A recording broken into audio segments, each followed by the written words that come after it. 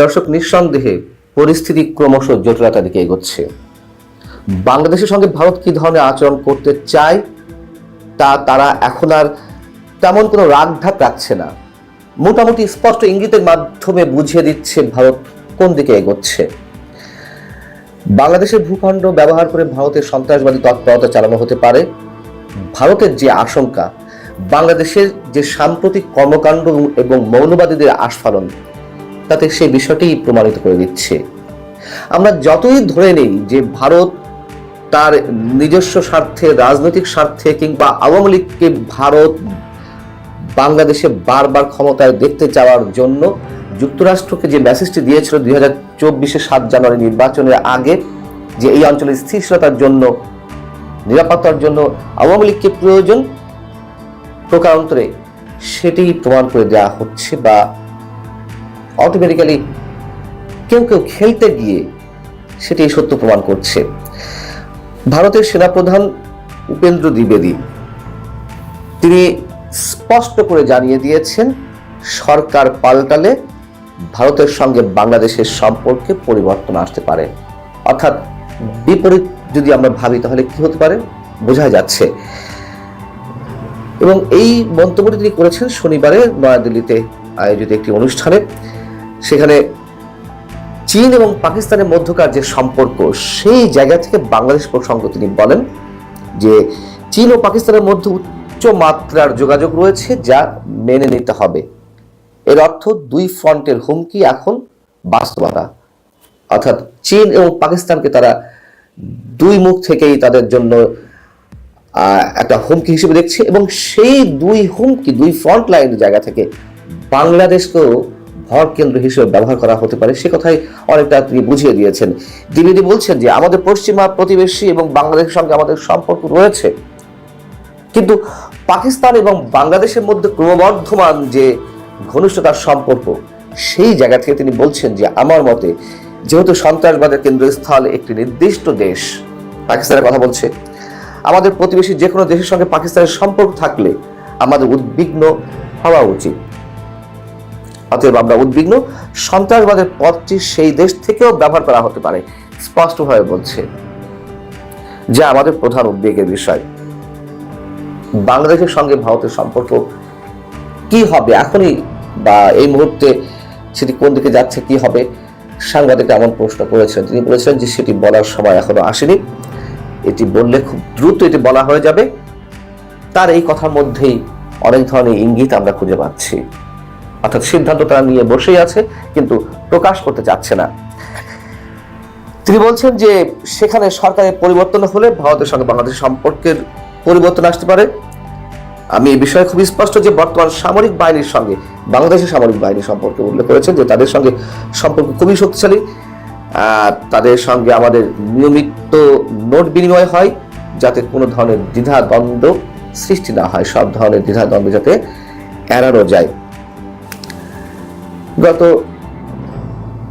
শুক্রবারও ভারতের পররাষ্ট্র মন্ত্রণালয়ের যিনি মুখপাত্র রণধীর জয়সওয়াল, তিনিও স্পষ্ট করে বলেছেন এবং আরো একবার মনে করিয়ে দিয়েছেন, তারা চায় যে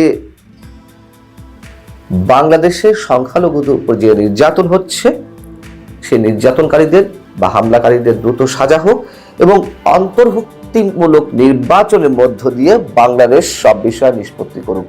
যদি এই কথাটি ভূতের মুখে রাম নামের মতন অবস্থা, 2014, 2018, 2024 যেভাবে একতরফাভাবে আওয়ামী লীগকে কথিত নির্বাচনের মাধ্যমে ক্ষমতায় থাকতে ভারত সরাসরি সহযোগিতা করেছে, বাংলাদেশের রাজনীতিতে যেভাবে নগ্নভাবে হস্তক্ষেপ করেছে, সেখানে তাদের মুখে অন্তর্ভুক্তিমূলক নির্বাচনের এই শব্দগুলো অবশ্যই একটু অস্বাভাবিক লাগে। যাই হোক, স্বাভাবিক অস্বাভাবিকের বিষয় তো নয়। ভারতের নিরাপত্তার জন্য আমি সবসময় বলি যে বাংলাদেশ ভারতের দীর্ঘ সীমান্ত রয়েছে, সেই সীমান্তকে সুরক্ষিত রাখতে ভারত কতদূর যাবে তা হয়তো আমরা এখনো কল্পনাও করছি না। হয়তো তারা সফল হবে, হয়তো হবে না, কিন্তু তারা বসে নেই, বসে থাকবেও না, এটাই বাস্তবতা। এবং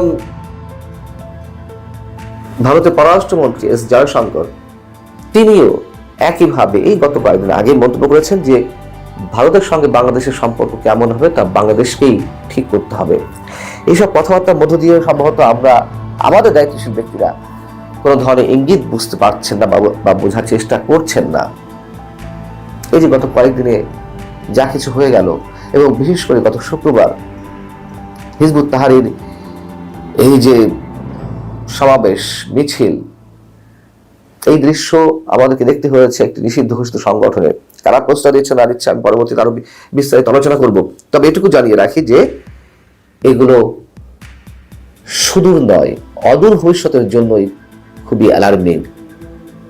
এবং বাংলাদেশের সঙ্গে পাকিস্তানের যে বাণিজ্যিক সম্পর্ক উদারীকরণের পথে গেছে, স্বাধীনতার পরে প্রথমবারের মতন পাকিস্তানের পণ্যবাহী জাহাজ সরাসরি আমাদের চট্টগ্রাম বন্দরে এলো, এবং পাকিস্তান থেকে আসা যে কোনো পণ্য চেকিং এর ক্ষেত্রে যে রেড লাইন ভুক্ত করা হয়েছিল, অর্থাৎ অন্য দেশের পণ্য আমদানির ক্ষেত্রে স্বাভাবিক যেই চেকিং এর পদ্ধতি, পাকিস্তানের ক্ষেত্রে এটি আরো কড়া ছিল, এটি রেড লাইন ভুক্ত ছিল, সেটি তুলে নেওয়া হয়েছে। এবং এই আইনটি করেছিল 2009 সালে আওয়ামী লীগ ক্ষমতা আসার পরে, যেটি গত সেপ্টেম্বরের শেষের দিকে এনবিআর তুলে নিয়েছে।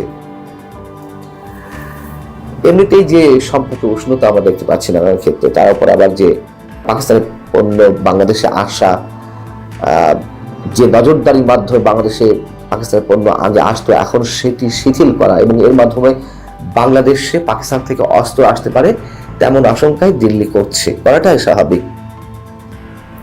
এই যে সত্যহীন বাণিজ্যের যে বিষয়টি উন্মুক্ত করা হলো, তা আসলেই পাকিস্তান নামক এই রাষ্ট্র থেকে বাংলাদেশ কিংবা ভারতের জন্য হুমকির তেমন কোনো কিছু আসে কিনা সেটা অবশ্যই বিবেচনার বিষয়। এবং ভারত এতে চিন্তিত ঠিকই, কিন্তু প্রকাশ্যে কিছু বলছে না। যেহেতু এটি দুই দেশের অভ্যন্তরীণ বিষয়, তারা প্রকাশ্যে কিছু বলছে না, কিন্তু তারা কিন্তু বিষয়টি খুবই সিরিয়াসলি নিয়েছে।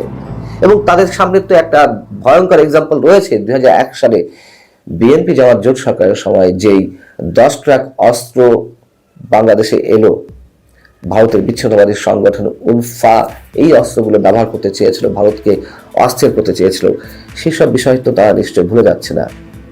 এখন একটি প্রশ্ন, আমরা যেমন ভারতের আধিপত্যবাদ, ভারতের আগ্রাসন মানতে পারি না, আমরা পাকিস্তানের সাথে এত প্রেমের বিষয়টিও মানতে পারি না।